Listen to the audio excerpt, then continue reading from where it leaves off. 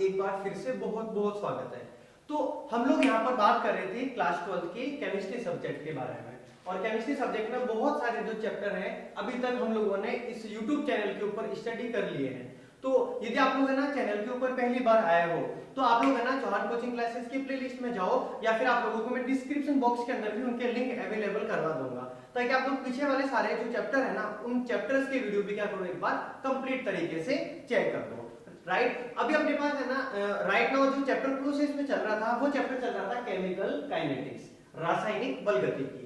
तो इस चैप्टर में हम लोग है ना रासायनिक बल गतिकी यानी केमिकल काइनेटिक्स को डिस्कस कर रहे थे। तो इसके बहुत सारे जो पार्ट हैं वो भी कंप्लीट हो चुके हैं, उसकी भी मैं आप लोगों को प्लेलिस्ट अवेलेबल करवा दूंगा, आप लोग प्लेलिस्ट में जाना और इस केमिकल काइनेटिक्स के पीछे वाले जितने भी पार्ट हैं उनको भी आप लोग क्या करना एक बार कंप्लीट तरीके से चेक कर लेना। Right, okay. अब बात करते हैं आज की क्लास की जो सबसे इंपॉर्टेंट चीज है वो। राइट, तो मैं आप लोगों से जो कह रहा हूं इस बात को प्लीज आप लोग है ना दिमाग में फिट कर दे, है जैसा का जैसा।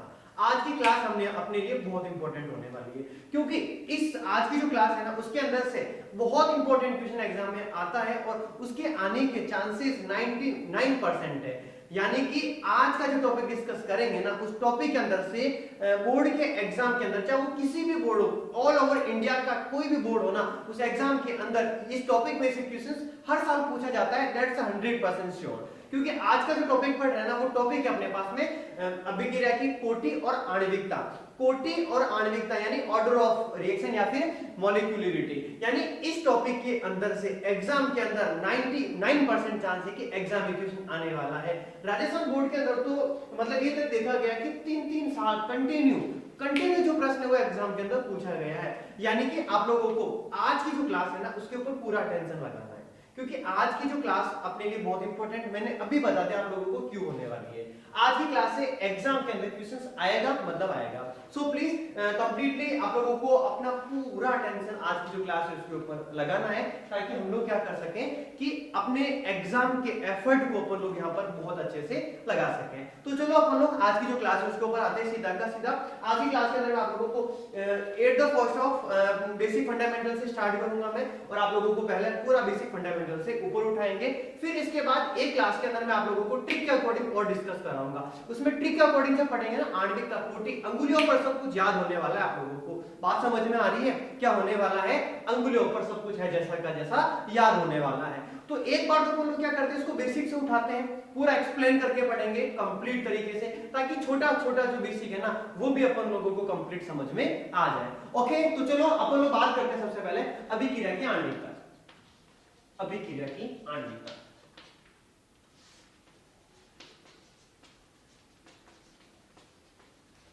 मॉलिक्यूलरिटी ऑफ रिएक्शन, अभिक्रिया की आणविकता। तो देखो अभिक्रिया की आणविकता जो है ना ये टॉपिक बहुत सिंपल आप लोगों के लिए और बहुत इजीली समझ में आ जाएगा। बेसिक कॉन्सेप्ट है और इसको मैं बहुत इजीली समझाने वाला हूं, फालतू का किसी प्रकार का जो लोड है वो नहीं लेंगे। तो देखो एक बार मैं इसकी परिभाषा लिख रहा हूं, फिर उसके एक एक पॉइंट को आप लोगों को समझाऊंगा मैं ना, तो आप लोग चेक करते रहे प्लीज। किसी रासायनिक अभिक्रिया, रासायनिक अभिक्रिया की प्राथमिक अभिक्रिया में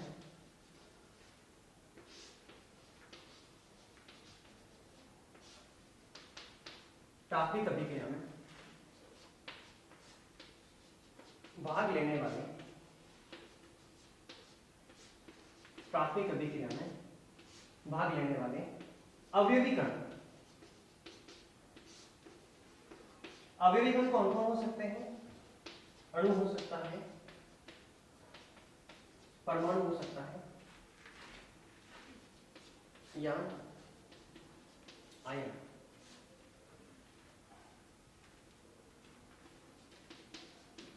आपस में क्या करते हैं? संगत करते हैं। संगत यानी टक्कर।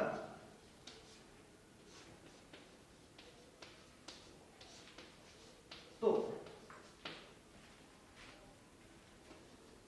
इन अवयवी कणों की संख्या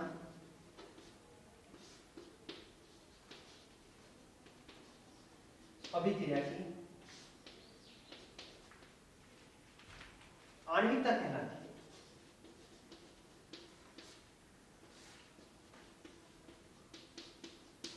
अभिक्रिया की आणविकता कहलाती है। देखो आप लोगों को परिभाषा डेफिनेशन बहुत बड़ी लग रही होगी, लेकिन घबराने की आवश्यकता नहीं है, याद करवाने की गारंटी मेरी है, मैं करवाऊंगा आप लोगों को। एक बार है ना एक एक चीज को ध्यान से समझना। फर्स्ट ऑफ ऑल रासायनिक अभिक्रिया की प्राथमिक अभिक्रिया में फर्स्ट आप लोगों को अटेंशन करना है, प्राथमिक अभिक्रिया में प्राइमरी रिएक्शन के अंदर। तो यहाँ पर मैं जो कह रहा हूँ ना, बहुत बार क्या होता है कि जो अभिक्रिया होती है ना वो दो या दो से अधिक पदों में संपन्न होती है, राइट। आप लोगों ने चैप्टर नंबर 10 पढ़ा होगा, वहां पर एक SN1 था, एक SN2 था, राइट। तो जो SN1 रिएक्शन थी ना वो दो पदों में संपन्न हो रही थी, प्रथम पद और द्वितीय पद। तो मेरे कहने का जो मतलब है ना वो समझना ध्यान से। यहाँ पर यदि अभिक्रिया दो या दो से अधिक पदों में यदि संपन्न हो रही है ना, तो हमें अपना फोकस सिर्फ और सिर्फ किस पर लगाना है कि प्राथमिक अभिक्रिया में कितने अवयवी कण भाग लेते हैं, या फिर प्राथमिक अभिक्रिया में भाग लेने वाले अवयवी कण अणु परमाणु या जो आयन है ना वो क्या करते हैं, आपस में टक्कर करते हैं, आपस में संघर्ष करते हैं। अब वो आपस में क्या करेंगे, आएंगे, एक दूसरे को टक्कर करेंगे। अब बात समझना कि जैसे इमेजिन आप लोग ये समझ रहे हैं कि स्टार्ट के अंदर दो अवयवी कण है, ये अपने पास फर्स्ट अवयवी कण हुआ, ये सेकंड हुआ, और ये क्या है प्राइमरी जो रिएक्शन है उसके अंदर है, दोनों एक दूसरे को आकर के टक्कर कर रहे हैं। और यदि दो अवयवी कण आपस में आकर के टक्कर करेंगे तो इसका क्या मतलब हुआ कि प्राथमिक अभिक्रिया में सिर्फ दो अवयवी कण आपस में आकर के टक्कर कर रहे हैं, तो इसके आणविकता का मान कितना हो जाएगा, 2 हो जाएगा। बात समझ में आ गई अच्छे से। यानी कि अपने पास यहाँ पर आप लोग ये समझ ले कि टक्कर होने वाली है यदि स्टार्ट के अंदर तीन अवयवी कण first second third A B और सी तीन आए, तीनों ने एक दूसरे के साथ में क्या की, टक्कर की, तो उस कंडीशन में उसकी मॉलिक्यूलरिटी की जो वैल्यू है वो कितनी हो जाएगी, 3 हो जाएगी। यानी यदि आपस में टक्कर करने वाले अणु की संख्या 2 है, आणविकता 2 हो जाएगी, 3 है तो 3 हो जाएगी। बाय डिफॉल्ट मैं एग्जांपल बता रहा हूं, एक बार चेक करना अच्छे से। जैसे मैंने एक एग्जांपल लिया N2 + 3H2 और इससे अपने पास कौन बना, 2NH3 बना। बातों को अच्छे से समझे प्लीज। अब इसके आणविकता का मान फाइंड आउट कर, तो आप लोग चेक करना N2 अपने पास इसके आगे स्टोइकोमेट्री कांस्टेंट है, स्टोइकोमेट्री गुणांक है, वापस कह रहा हूं मैं स्टोइकोमेट्री गुणांक पे फोकस करना है। इसके आगे कुछ भी नहीं है तो आप लोग क्या समझोगे, 1 है। यहाँ पर आ रहा है H2, इसके आगे मल्टीप्लिकेशन में जो अपने पास है वो कौन है, स्टोइकोमेट्रिक कांस्टेंट। इसकी वैल्यू कितनी आ रही है, 3 आ रही है, तो 3 + 1 दोनों का एडिशन कर देंगे और इसकी मॉलिक्यूलरिटी यानी आणविकता की वैल्यू 1 + 3 = कितना हो जाएगा, 4 हो जाएगा। इसकी आणविकता का मान अपने पास कितना हो जाएगा, 4 हो जाएगा। बातें बहुत इजीली समझ में आ रही होगी, बस ये ध्यान रखना है कि कितने अवयवी कण आपस में टक्कर कर रहे हैं, जितने अवयवी कण आपस में टक्कर करेंगे वही उसकी संख्या क्या कहलाएगी, आणविकता कहलाएगी। जैसे मैं आप लोगों के सामने एक एग्जांपल और लेता हूं, आप लोग प्लीज एक बार एग्जांपल को चेक करते रहें, ठीक है। मैं यहाँ पे अभिक्रिया लिखता हूं तो आप लोग अभिक्रिया को देखिए, घबराना मत। अभिक्रिया मैं आप लोगों को यहाँ पर समझाने वाला नहीं हूँ, मैं अभिक्रिया नहीं करा रहा हूँ, सिर्फ ये ध्यान रखना है कि कितने अवयवी कण भाग ले रहे हैं। बात समझ में आ रही है अच्छे से, तो आप लोग चेक करना। जैसे मैंने आप लोगों के सामने लिखा CH3 को अपन लोग कहते हैं क्लोरोफॉर्म, राइट। और यहाँ पर मैंने इसकी रिएक्शन करा दी Cl2 के साथ में, तो आप लोग चेक करना क्या होने वाला है। यहाँ बनेगा अपने पास CCl4 और प्लस में HCl। घबराने की आवश्यकता नहीं है, अभिक्रिया नहीं पढ़ा रहा हूं मैं आप लोगों को। जब अपन लोग अभिक्रिया पढ़ेंगे तो वहां पर रिएक्शन को कंप्लीट फोकस करेंगे। यहां पर अभिक्रिया आप लोगों के पास ऑलरेडी गिवन होगी, ऑलरेडी अभिक्रिया दे रखी होगी, सिर्फ ये ध्यान रखना है कि कितने अभिकरण भाग ले रहे हैं। तो आप लोग चेक करना, इसके आगे स्टोइकोमेट्रिक गुणांक कुछ भी नहीं, मतलब 1 है, और इसके आगे भी 1 है, तो अपने पास यहाँ पर इसकी वैल्यू m की वैल्यू 1 + 1, और इसको अपन लोग क्या लिख देंगे, कितनी आने वाली है, 2 आने वाली है। इसकी वैल्यू अपने पास कितनी हो जाएगी, 2 हो जाएगी, राइट। आगे फोकस करना। जैसे मैं और एग्जांपल बताता हूं आप लोगों को। जैसे मैंने लिया आप लोगों के सामने AgNO3 प्लस मैंने लिया NaCl। चेक करना आराम से। अपने पास AgNO3 को बोलते हैं सिल्वर नाइट्रेट, जिसका उपयोग कहां करते हैं अपन लोग, वोटिंग इंक में। अपन लोग जब इलेक्शन वगैरह होते हैं, इलेक्शन में वोट देने जाते हैं, तो आप लोगों को पता है ना कि वहां पर है ना इस जो है ना फिंगर, उसके ऊपर इंक लगाई जाती है। तो वो जो इंक होती है वो इंक कौन से केमिकल की बनी होती है, सिल्वर नाइट्रेट यानी कि AgNO3 की, राइट। तो आप लोग चेक करना, यहाँ पर अपने पास क्या होने वाला है, यहाँ पर अपने पास इसका प्रोडक्ट बनेगा AgCl प्लस NaNO3 यानी सोडियम नाइट्रेट, NaNO3। अब यहाँ चेक करना कि इस अभिक्रिया में कितने जो अपने पास स्पीशीज है वो पार्टिसिपेट कर रही है, एक दूसरे के साथ में टक्कर कर रही है। तो इसका अपने पास एक पार्ट हो जाएगा और ये भी एक हो जाएगा। इसके मॉलिक्यूलरिटी की वैल्यू अपने पास कितनी आ जाएगी, 1 + 1 कितनी हो जाएगी, 2 हो जाएगी। तो अभिक्रिया की आणविकता बहुत सिंपल कॉन्सेप्ट है, इजीली समझ में आ जाएगा आप लोगों को। सिर्फ ये ध्यान रखना है कि प्राथमिक अभिक्रिया में कितने अवयवी कण हैं वो आपस में टक्कर कर रहे हैं, और जितने अवयवी कण आपस में टक्कर करेंगे, संघटन करेंगे, उनकी संख्या ही अपने पास क्या कहलाएगी, तो क्या कहेंगे, अभिक्रिया की आणविकता कहलाएगी। आप लोग प्लीज एक बार कॉपी के अंदर जल्दी से इसको नोट डाउन कर दे कंप्लीट तरीके से। फिर अपन लोग बात करेंगे अभिक्रिया की आणविकता में और भी बहुत सारी चीजें हैं, उनको भी डिस्कस करेंगे, राइट। और इसके बाद में अपन लोग अभिक्रिया की जो कोटि उसको कंप्लीट तरीके से समझेंगे। एक बार इसको प्लीज अपनी कॉपी के अंदर नोट डाउन कर दें।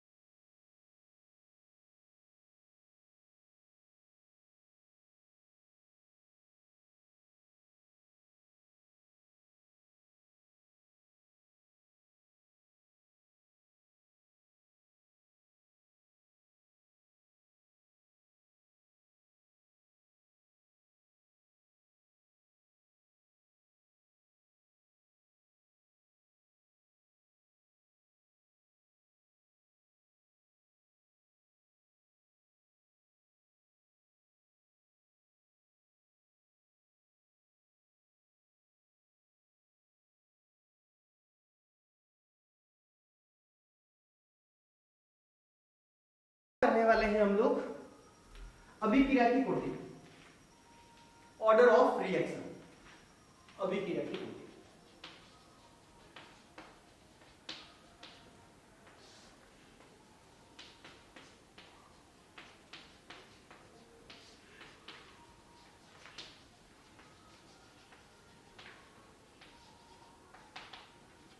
ऑर्डर ऑफ रिएक्शन मैं पहले बोल के दो बाहर कर देता हूं आराम से। एक तरफ एग्जांपल्स पढ़ेंगे, एक तरफ डेफिनेशन पे फोकस करेंगे। तो वापस कह रहा हूं मैं, अभिक्रिया की कोटि यानी ऑर्डर ऑफ रिएक्शन टॉपिक बहुत इंपॉर्टेंट टॉपिक है, और ये टॉपिक इतना आसान नहीं है जितना आप लोग समझ रहे हो, क्योंकि यहाँ पर स्टूडेंट्स के कंफ्यूजन के चांसेस बहुत ज्यादा होते हैं, और इसको अपन लोग थ्योरिकल तरीके से नहीं समझ सकते। ये टॉपिक पूरा का पूरा हमें प्रैक्टिकली समझना पड़ेगा कि इसकी वास्तविकता क्या है, रियल में जब प्रैक्टिकल हुआ तो इसके अंदर क्या क्या कंडीशन थी। तो बातों को समझना है कि चीज को बहुत अच्छे से। तो मैं आप लोगों को पहले इसकी जो डेफिनेशन है उसको एक बार अच्छे से समझा देता हूँ कि इसकी वास्तविक कंडीशन क्या है।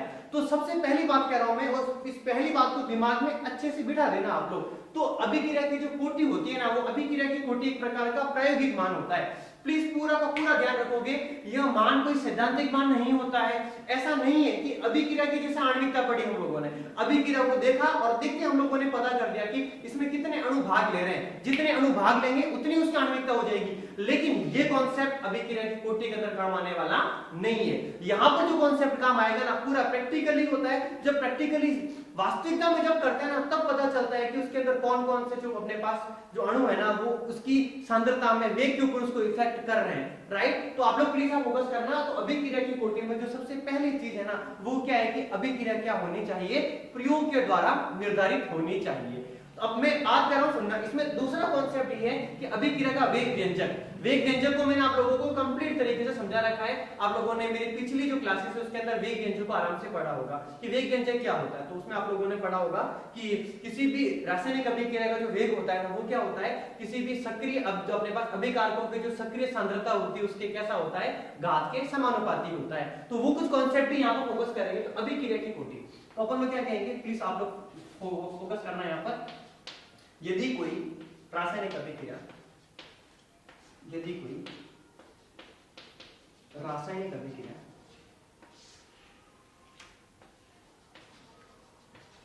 प्रयोग द्वारा निर्धारित है, प्रयोग द्वारा निर्धारित हो, प्रयोग द्वारा निर्धारित हो।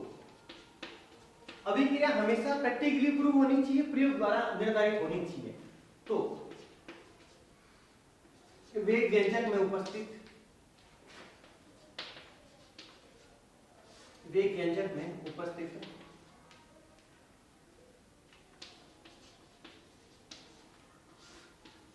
अभिकारकों की सक्रिय सांद्रताओं की,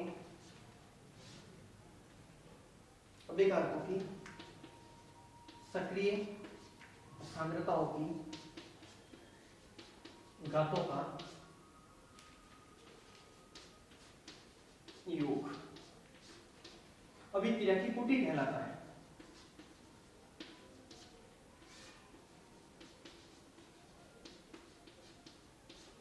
अभिक्रिया की कोटि कहलाता है।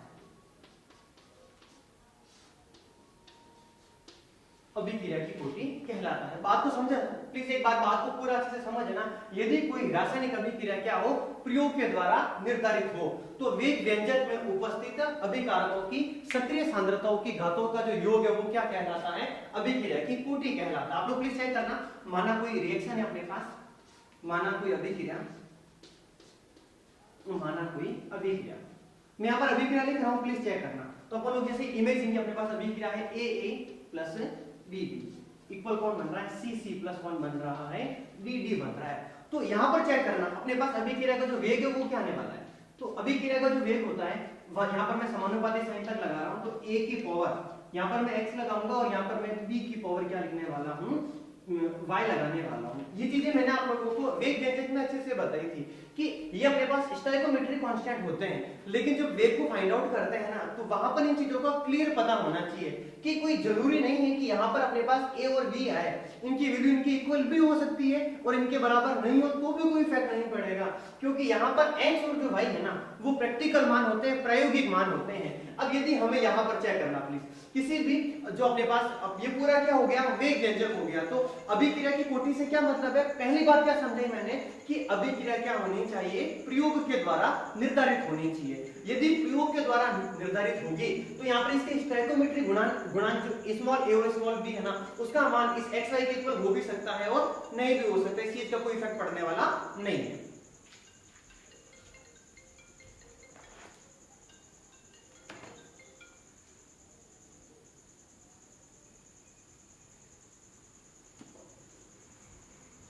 इस चीज का कोई इफेक्ट पड़ने वाला नहीं है। अब यहाँ पर a और b का मान x y के बराबर भी हो सकता है और नहीं भी हो सकता है, क्योंकि यहाँ पर x और जो y है ना वो क्या इसके प्रैक्टिकल मान है, इसके प्रायोगिक मान है। अब समझना ध्यान से, पूरी अभिक्रिया की जो कोटि यानी ऑर्डर ऑफ जो रिएक्शन है वो क्या होने वाली, बात तो समझना। यदि कोई रासायनिक अभिक्रिया क्या हो, प्रयोग के द्वारा निर्धारित हो, तो ये पूरा क्या हो गया, वेग व्यंजक। तो वेग व्यंजक में उपस्थित ये अपने पास अभिकारकों की क्या है, सांद्रता है। तो अभिकारकों की सक्रिय सांद्रताओं की घातों का योग x और y उसकी सक्रिय सांद्रता की घात है, और इन घातों का योग ही अपने पास क्या कहलाएगा, ऑर्डर ऑफ रिएक्शन यानी अभिक्रिया की कोटि कहलाएगा। तो यहाँ पर ऑर्डर ऑफ रिएक्शन की वैल्यू क्या होने वाली है, n की वैल्यू क्या हो जाएगी, x प्लस y हो जाएगी। यहाँ पर ऑर्डर ऑफ रिएक्शन की वैल्यू क्या हो जाएगी, x प्लस y हो जाएगी। बात समझ में आ गई अच्छे से। अब देखो मैं आप लोगों के सामने कुछ यहाँ पर एग्जांपल्स लेके समझाता हूँ, वहां पर अभिक्रिया की कोटि अपन लोग क्या करेंगे, फाइंड आउट करेंगे। तो बात को समझना, जैसे मैंने कोई अभिक्रिया लिख दिया आप लोगों के सामने, प्लीज आप लोगों का ध्यान बोर्ड के ऊपर रहेगा, एक बार आराम से चेक करना क्या होने वाला है। जैसे अपने पास कोई अभिक्रिया है -dr/dt है, इक्वल k है, यहाँ पर a टू दी पावर 1 और यहाँ पर b टू दी पावर कितना है, 1/2 है। अब बात समझना, इसकी ऑर्डर ऑफ रिएक्शन कैसे निकालेंगे। तो ये हो गया वेग और ये हो गया इसकी सक्रिय सांद्रताओं की घातों का योग, यानी यहाँ पर ऑर्डर ऑफ रिएक्शन क्या आ जाएगा, चेक करना, ऑर्डर ऑफ रिएक्शन।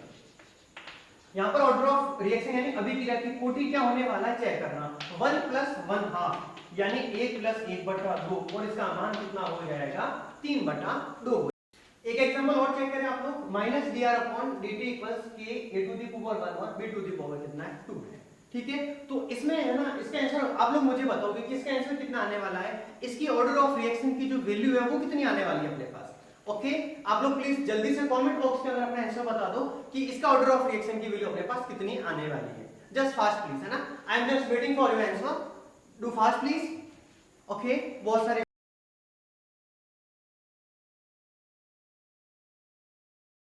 स्टूडेंट्स के कमेंट्स आ रहे हैं, और आई थिंक सो मुझे लग रहा है कि आप लोगों को ऑर्डर ऑफ रिएक्शन कोटि वाला जो है अपने पास कॉन्सेप्ट है वो धीरे धीरे समझ में आने लगा है। तो आप लोगों को यस, बहुत सारे बच्चों के आंसर बिल्कुल परफेक्ट है, बहुत सारे बच्चों के आंसर 3 आ रहे हैं जो कि बिल्कुल एग्जैक्ट है। तो आप लोग चेक करना, यहाँ पर ऑर्डर ऑफ वो रिएक्शन क्या हो जाएगा, सक्रिय सांद्रताओं के घातों का योग, यानी 1 प्लस 2 लिखेंगे और इसकी वैल्यू कितनी हो जाएगी, 3 हो जाएगी, यानी इसकी वैल्यू 3 हो जाएगी। ठीक है, तो देखो ये जो एग्जांपल पढ़े ना अपन लोगों ने, ये बिल्कुल सिंपल वाले पढ़े कि अपने पास यहाँ पर अभिकारकों के सांद्रताओं की सक्रिय घातों का योग निकालना है और वो उसकी अभिक्रिया की कोटि हो जाएगी।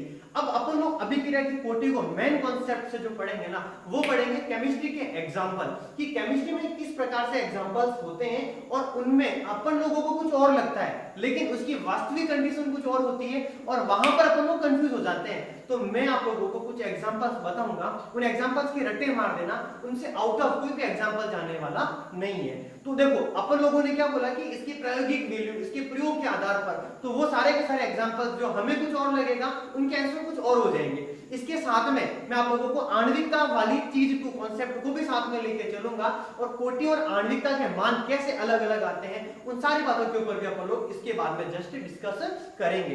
तो आप लोग प्लीज है ना एक बार फटाफट इसको अपनी कॉपी के अंदर नोट डाउन कर दे, फिर अपन लोग कोटि आणविकता दोनों कॉन्सेप्ट को साथ में लेके चलेंगे और सारे के सारे डाउट को क्लियर करने की कोशिश करेंगे। तो आप लोग प्लीज एक बार इसको कंप्लीट तरीके से नोट डाउन कर ले।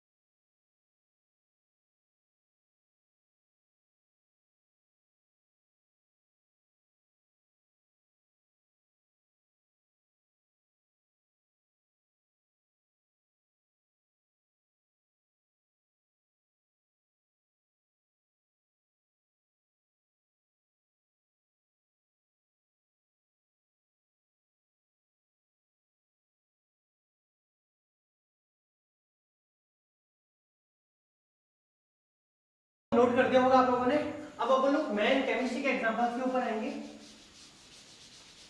तो चेक करते रहना आप लोग।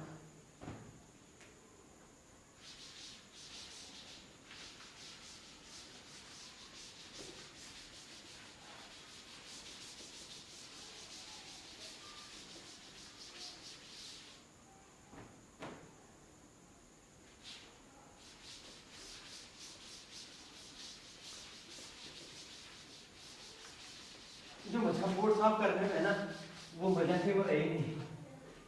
ये तो चलो ठीक है, बाकी जब नॉर्मल क्लास चल रही होती है ना ब्लैक बोर्ड वाली, तो उस कंडीशन में मैं बिल्कुल दोनों हाथों से साफ करने लग जाता हूँ। और यदि किसी दिन ब्लैक बोर्ड वाली क्लास होती है और यदि मैं ब्लैक शर्ट पहन के चला जाता हूँ ना, तो क्लासरूम से जब बाहर निकलता हूँ ना, तो सबको लगता है कोई सर भूत बन गया है, बहुत तगड़े वाले हैं। यानी ब्लैक शर्ट पूरा क्या हो जाता है, व्हाइट हो जाता है। चलो अभी अपन लोग अपने काम के ऊपर आते हैं। अभी मैं आप लोगों को यहाँ पर कुछ एग्जांपल्स दे रहा हूँ और वो एग्जांपल बहुत इंपॉर्टेंट है। प्लीज आप लोग मतलब ट्राई करें कि वो कंप्लीट एग्जांपल आप लोगों को सारे के सारे समझ में आ जाए। तो देखो सबसे पहला एग्जांपल, प्लीज बातों को समझना अच्छे से, और मैं आप लोगों के सामने सबसे पहला एग्जांपल ले रहा हूँ H2+Cl। और ये अभिक्रिया होती है प्रकाश की उपस्थिति में H, और यहाँ अपने पास बनेगा 2HCl। अब देखो इस कॉन्सेप्ट को कैसे समझना है आप लोग प्लीज एक बार चेक करना। H2+Cl HNu 2HCl बन रहा है, और ये जो रिएक्शन हो रही है ना HNu, यानी कि अपने पास प्रकाश की उपस्थिति में हो रही है, इस अभिक्रिया का जो वेग यदि निर्भर करेगा ना, तो वो वेग क्या होने वाला है, प्रकाश पर डिपेंड होने वाला है। यानी इस अभिक्रिया में यदि प्रकाश की प्रेजेंट होगी तो अभिक्रिया का वेग अधिक होगा, यदि इसमें प्रकाश उपस्थित नहीं है तो ये अभिक्रिया संपन्न होने वाली नहीं है। यानी बात को समझना, इसमें अपन लोग जब बात करेंगे ना वेग के बारे में कि इसमें अभिक्रिया का वेग क्या होने वाला है, तो अभिक्रिया के वेग को कुछ इस प्रकार से लिखा जाएगा। यहाँ पर अपने पास वेग बराबर यहाँ पर क्या आएगा, प्लीज बातों को समझना अच्छे से। ये स्टूडेंट यहाँ पर आकर के गलतियां कर देते हैं। एक काम करो आप लोग जल्दी से मुझे कमेंट बॉक्स के अंदर बताओ आपके हिसाब से सभी क्रिया की कोटि कितनी होनी चाहिए। ठीक है, प्लीज सब लोग जल्दी से कमेंट बॉक्स के अंदर आ जाओ और जल्दी से मुझे आप लोग आंसर देके बताओ कि आप लोगों के हिसाब से इस H2+Cl at the present of HNu = 2HCl इसके ऑर्डर ऑफ रिएक्शन की वैल्यू कितनी होनी चाहिए। जल्दी से कमेंट बॉक्स के अंदर प्लीज अपना आंसर दीजिए। चेक कर रहा हूं मैं आप लोगों का आंसर क्या आने वाला है। Okay, just fast please. हाँ,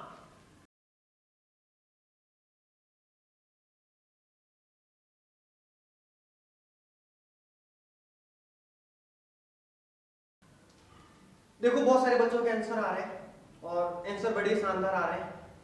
ठीक है, बहुत सारे बच्चों के आंसर 2 भी आ रहा है इसके अंदर। चलो हाँ, अब आप लोग प्लीज अपना टेंशन यहां पर रखें, कंफ्यूजन वाली जो चीज है ना उसको यहां पर दूर करने वाले हैं।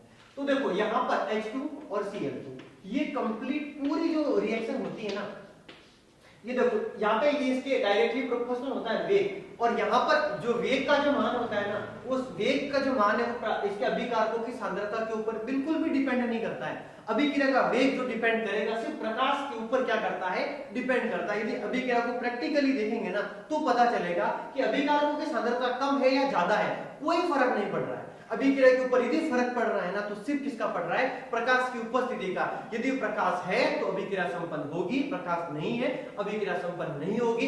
प्रकाश का मान जितना ज्यादा होगा अभिक्रिया उतनी ही स्पीड से होने वाली है। यानी अभिक्रिया के वेग के ऊपर यदि प्रैक्टिकल तरीके से देखें तो किसका इफेक्ट पड़ने वाला है, प्रकाश का।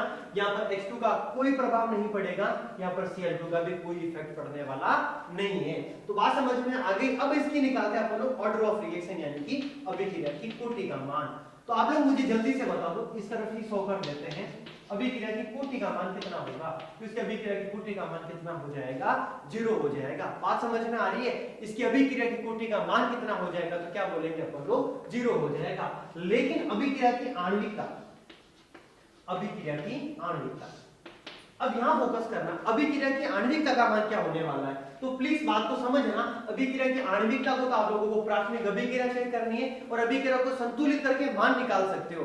यानी H2 के आगे स्टोइकियोमेट्रिक गुणांक 1 है, Cl2 के आगे भी स्टोइकियोमेट्रिक गुणांक 1 है, तो कोटि तो 0 होगी लेकिन आणविकता का मान 0 नहीं होगा। यहाँ पर इसकी आणविकता का मान 1 + 1 कितना हो जाएगा, 2 यानी 2 हो जाएगा। तो प्लीज अभिक्रिया को याद कर देना, है जैसा का जैसा। आगे बढ़ते हैं अपन लोग, इसके आगे क्या होने वाला है, तो आगे चेक करना अपने पास next reaction H2 + Br2 = 2HBr। अब एक बात तो समझ में आ गई आप लोगों को, अपन मन से जो सोचेंगे ना सैद्धांतिक मान, वो इसके अंदर आंसर होने वाला नहीं है। यानी हमें यहाँ पर क्या करना है, इसके रट्टे मारने हैं। अब बहुत सारे स्टूडेंट कह रहे होंगे कि सर ऐसा थोड़ी होता है क्या, आप मन पड़े वो लिख दोगे क्या? तो बेटा देखो, मैं आप लोगों को यहाँ पर बोर्ड के ऊपर ना प्रैक्टिकल करके नहीं दिखा सकता। प्रैक्टिकल करके ये सारी चीजें मैं सॉल्व नहीं करा सकता। H2 और जो Cl2 में इसकी सांद्रता का जो इफेक्ट है वो इसकी यानी इसकी जो रेट यानी इसका जो वेग है उसके ऊपर पड़ रहा है या फिर नहीं पड़ रहा है, यहाँ पर तो हमें फील करना पड़ेगा कि हाँ सच में ऐसा हो रहा है। तो जो मान मैं कह रहा हूं ना, उस मान के आप लोगों को रट्टे मारने हैं, इसमें ये मान रट्टे मारने, आगे वाले में और ये रट्टे मारने, क्योंकि ये सारी चीजें ब्लैक बोर्ड के ऊपर कराना पॉसिबल नहीं है। ये प्रैक्टिकल के द्वारा होती है, प्रयोग के द्वारा क्या करना पड़ता है, निर्धारित करना पड़ता है। तो जो जो मान मैं बता रहा हूं ना, वो आप लोग 5 से 7 एग्जांपल है, उनको रट्टे मार दोगे है जैसे कि जैसे। तो आप लोग चेक करें इसमें क्या होने वाला है। इसमें अभिक्रिया का वेग और इसका कॉन्सेप्ट कुछ इस प्रकार से होता है, जो H2 होता है इसकी सांद्रता तो होती है 1, और जो Br2 होता है इसकी सांद्रता की वैल्यू होती है हाफ, यानी सिर्फ इसका आधा भाग इसके अंदर क्या करता है, पार्टिसिपेट करता है। तो आप लोग प्लीज ये बता दो मुझे कि कोटि का मान क्या होने वाला है। तो इसकी कोटि क्या हो जाएगी, अभिकारकों की सक्रिय सांद्रताओं की घातों का योग, यानी क्या लिखेंगे 1 प्लस हाफ इक्वल्स टू कितना हो जाएगा, 3/2 हो जाएगा। लेकिन बात करते हैं आणविकता की, इसमें आणविकता क्या होने वाली है उसको भी चेक करते हैं। आणविकता, इसमें आणविकता का मान क्या हो जाएगा, तो आप लोग चेक करते हैं 1 + 1 2, यानी यहां पर भी आणविकता का मान क्या होने वाला है, 2 होने वाला है। बातों को प्लीज अच्छे से समझें, और ये कॉन्सेप्ट अभी समझ में आ गया होगा कि ऑर्डर ऑफ रिएक्शन, अभिक्रिया की कोटि एक प्रैक्टिकल वैल्यू है, सीधा अभिक्रिया को चेक करके उसका मान पता करना पॉसिबल नहीं है। लेकिन आणविकता को अपन लोग क्या कर सकते हैं, सैद्धांतिक तरीके से ज्ञात कर सकते हैं। चलो इसके आगे नेक्स्ट एग्जांपल की बात करते हैं अपन लोग, और वो एग्जांपल है H2 + I2 इक्वल्स टू अपने पास आ रहा है 2Hi, यानी हाइड्रोजन आयोडाइड। इसमें अभिक्रिया का वेग, इस कॉन्सेप्ट को कैसे लिखेंगे चेक करना, यहां पर लिखेंगे K, यहां पर हो जाएगा H2, यहां पर हो जाएगा I2, लेकिन इसमें इनकी पावर 1 1 ही होती है, राइट। तो इसकी ऑर्डर क्या हो जाएगी, इसकी कोटि क्या हो जाएगी अपने पास, तो क्या बोलेंगे अपन लोग 1 + 1 = हो जाएगी, और इसकी आणविकता का मान भी अपने पास कितना आ जाएगा, आणविकता का मान इसमें कितना हो जाएगा, तो इसमें आणविकता का मान भी कितना हो जाएगा, 2 हो जाएगा। तो आप लोग देख रहे होंगे यहाँ पर किस प्रकार से आणविकता और कोटि में कंपैरिजन आ रहा है।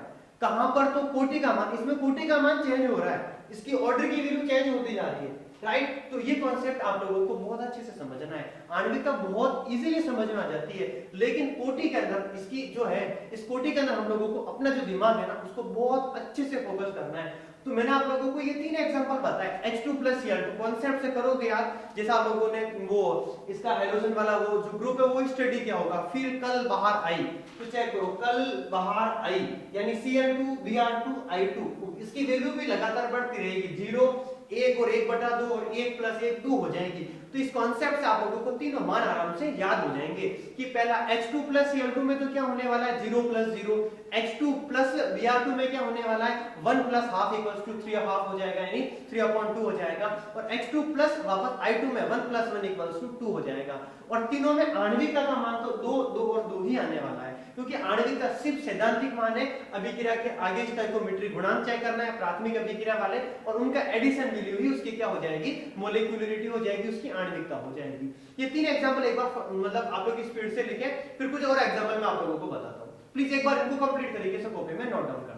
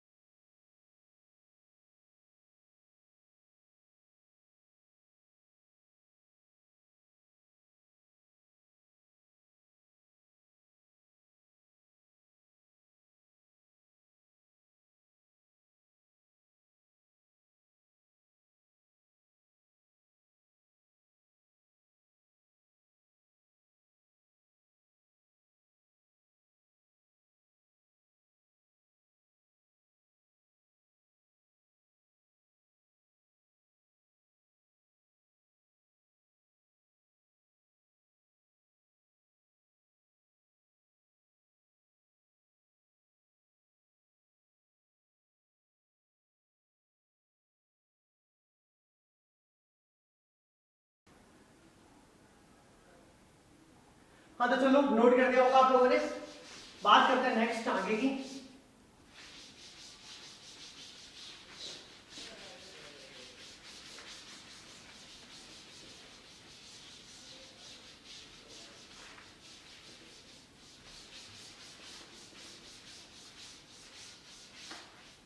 हाँ तो हम लोगों ने बात की थी अभिक्रिया की कोटि आणविकता, और इसमें कोटि में मैंने आप लोगों को 3 बहुत इंपॉर्टेंट एग्जांपल बताए। अब इसका फोर्थ एग्जांपल चेक करना प्लीज।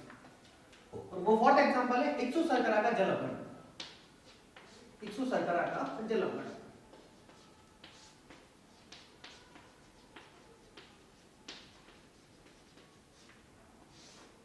क्या होने वाला एग्जांपल चेक करना। यहाँ पर C12 H22 O11 plus H2O, अभिक्रिया अम्लीय माध्यम में होती है। C6H12O6 ग्लूकोज और C6H12O6 फ्रक्टोज बनता है। ये तो हो गया ग्लूकोज और ये हो गया फ्रक्टोज।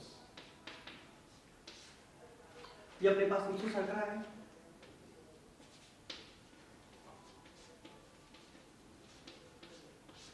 राइट ये एग्जांपल मैंने आप लोगों को पहले भी समझा रखा है। हम लोगों ने जब सॉल्यूशन वाला चैप्टर पढ़ा था तो वहां पर हम लोगों ने इस एग्जांपल को कंप्लीट तरीके से मैंने आप लोगों को सॉल्व करवाया था। कोई बात नहीं, अभी समझ ले आपको। अब देखो इसमें अपन लोगों को वापस ऑर्डर ऑफ रिएक्शन निकालनी है, यानी अभिक्रिया की कोटि, और एक बार कौन सा निकालना है, अभिक्रिया की आणविकता का। तो बातों को समझे। सबसे पहले बात करता हूं मैं इसका जो वेग है वो क्या आने वाला है।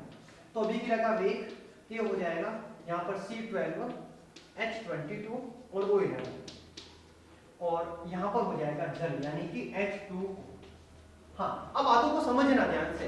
इस पूरी की पूरी अभिक्रिया में इस अभिक्रिया का जो वेग होता है ना, वो वेग जो डिपेंड करने वाला है सिर्फ इक्सु शर्करा के ऊपर डिपेंड करने वाला है, वो जल की सांद्रता के ऊपर बिल्कुल भी डिपेंड करने वाला नहीं है। यानी यहाँ पर जो अभिक्रिया का वेग जो डिपेंड करेगा वो प्रैक्टिकल तौर पे यदि देखें ना तो वो किसके ऊपर डिपेंड करने वाला है, इक्सु शर्करा के ऊपर डिपेंड करने वाला है। जल की मात्रा के ऊपर उसका मान बिल्कुल भी इफेक्ट करने वाला नहीं है। इस बात को आप लोग ना इस प्रकार से समझ सकते हैं कि अपने पास एक पूरा समुद्र है, समुद्र में हम लोगों ने क्या कर दिया, थोड़ी सी गंदगी मिक्स कर दी, तो समुद्र में पूरा तो पानी है, लेकिन जो गंदगी है ना यदि डाल भी दोगे ना तो वो नाम मात्र की है, उसके ऊपर किसी प्रकार का इफेक्ट पड़ने वाला नहीं है। यानी यहाँ पर इक्सु शर्करा की क्वांटिटी बहुत ज्यादा है लेकिन जल की मात्रा क्या है, कम है। यानी कि यहाँ पर जो वेग को इसके रेट को जो इफेक्ट करने वाला रीजन है ना, वो सिर्फ और सिर्फ कौन है, प्रैक्टिकल तरीके से देखेंगे तो प्रैक्टिकल तरीके से देखने पर हमें ये पता चलता है कि इक्सु शर्करा जो है ना वो तो इसके ऊपर तो वेग का इफेक्ट पड़ता है, लेकिन जल होता है वो इसके वेग के ऊपर बिल्कुल भी इफेक्ट नहीं डालता है। यानी यहाँ पर यदि अपने पास बात करें तो अपन लोग क्या कहेंगे कि यहाँ पर जल वेग के ऊपर किसी प्रकार से इफेक्ट नहीं करता है, लेकिन इक्सु शर्करा होती है वो इसके रेट को इफेक्ट करती है। तो यहाँ पर इसकी कोटि का मान निकालेंगे, इसकी आणविकता का मान निकालेंगे, तो इसकी आणविकता का मान क्या हो जाएगा 1 + 0, यानी अपने पास कितना हो जाएगा 1 हो जाएगा।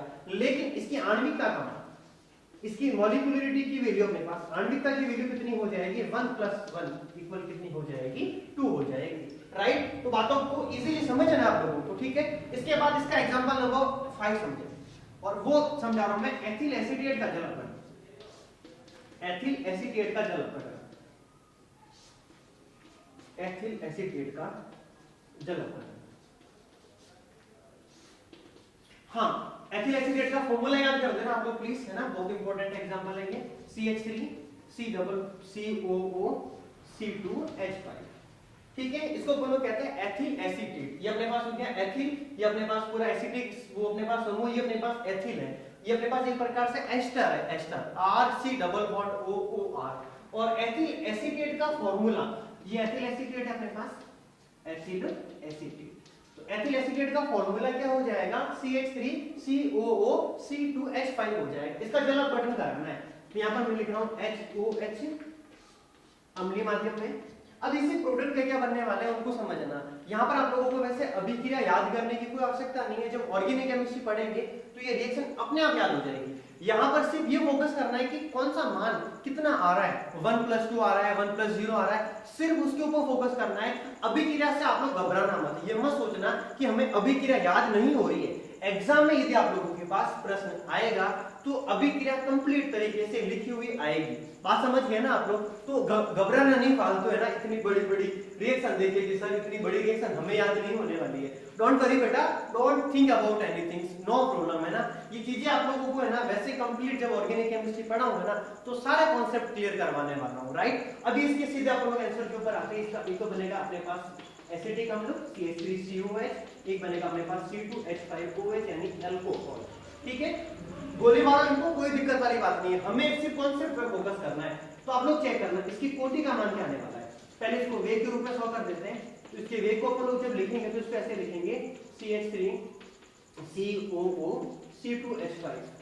इसका पार्टिसिपेशन 1 होगा, लेकिन इसके अंदर जल वापस बिल्कुल भी इफेक्ट करने वाला नहीं है। जल की सांद्रता जो है इसको वेग को इफेक्ट करने वाली नहीं है। तो आप लोग प्लीज मुझे जल्दी से बताओ कि इसमें कोटि का मान तो कितना हो जाएगा अपने पास 1 + 0 = 1 हो जाएगा, लेकिन इसके आणविकता का मान अपने पास कितना हो जाएगा, तो क्या बोलेंगे 1 + 1 यानी कितना हो जाएगा 2 हो जाएगा।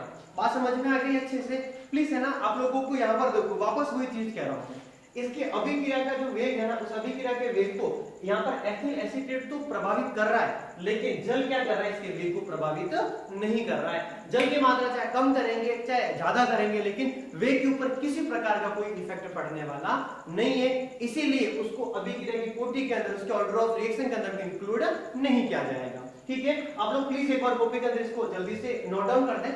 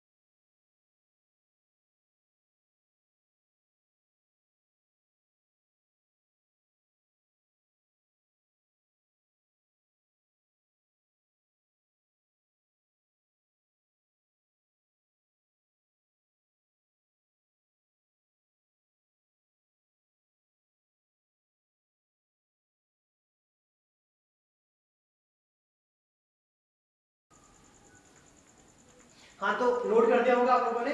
तो आज की जो क्लास अपने लिए बहुत इंपॉर्टेंट क्लास थी। आज की क्लास में हम लोगों ने क्या क्या स्टडी किया, एक तो अभिक्रिया की कोटि और एक अभिक्रिया की आणविकता। आणविकता बहुत सिंपल, बहुत इजी कॉन्सेप्ट था और बहुत आराम से समझ में आ गया था। लेकिन ऑर्डर ऑफ रिएक्शन के अंदर बहुत सारी चीजें आप लोगों ने अलग देखी होगी कि अपन लोग रिएक्शन को देख करके उसकी वैल्यू को फाइंड आउट नहीं कर सकते हैं, राइट। तो उसमें कुछ एग्जांपल्स मैंने आप लोगों को कंप्लीट तरीके से सॉल्व करा दिए। तो आज की जो क्लास बहुत इंपॉर्टेंट क्लास थी, वापस बता रहा हूं मैं, इस चैप्टर के अंदर से आप लोग कुछ पढ़ो चाहे मत पढ़ो, लेकिन अभी की रहेगी कोटि आणविकता वाला कॉन्सेप्ट अंगुलियों पर, मुंह पर है जैसा का जैसा याद होना चाहिए। तो प्लीज चाहे इस वीडियो को आप लोगों को 3 बार क्यों नहीं देखना पड़े, आप लोग देखना, लेकिन प्लीज अभी की रहेगी कोटि आणविकता वाला जो टॉपिक है इसको कंप्लीट तरीके से याद कर देना, है जैसा का जैसा। अगली क्लास के अंदर अपन लोग एक शॉर्ट ट्रिक पढ़ेंगे और उस ट्रिक के अंदर अपन लोग कोटि और आणविकता में अंतर स्पष्ट करेंगे और मैक्सिमम 5 से 10 मिनट के अंदर अंदर कोटि आणविकता में पूरा अंतर समझा दूंगा ट्रिक के अकॉर्डिंग, राइट। तो आज की जो क्लास है उसको अपन लोग यहीं पर कंप्लीट करेंगे। अगली क्लास के अंदर अपन लोग ट्रिक के अकॉर्डिंग कोटि आणविकता को कॉन्सेप्ट से अंगुलियों पर है जैसा का जैसा याद करने वाला है, राइट। तो अपन लोग मिलते हैं वापस नेक्स्ट वीडियो के अंदर, तब तक के लिए सब लोग हंसते रहे, मुस्कुराते रहे और देश की तरक्की में अपना योगदान दें। जय हिंद, वंदे मातरम।